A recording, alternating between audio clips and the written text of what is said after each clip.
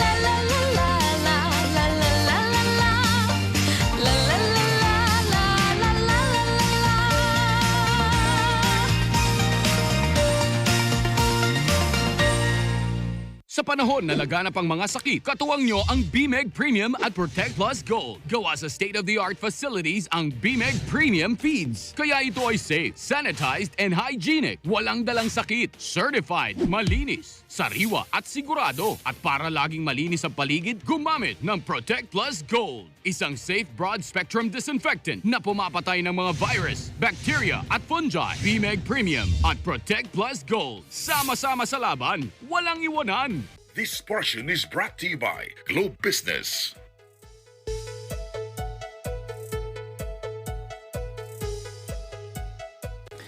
We've learned that during these challenging times, we must find ways to keep up with the impact that the pandemic has made to our economy. In spite of taking this hard hit, patuloy pa rin tayong magtutulungan sa anumang sitwasyon ng buhay.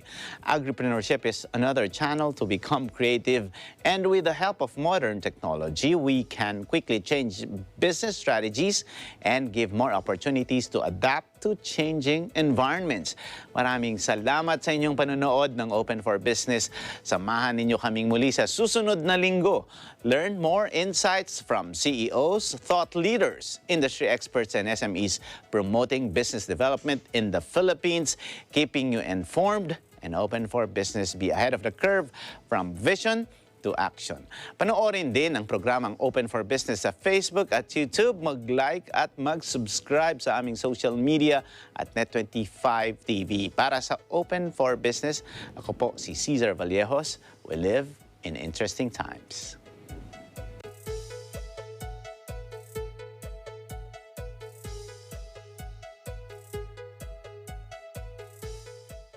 This program is supported by Globe Business, Bank of Commerce, an affiliate of San Miguel Corporation. We think customers.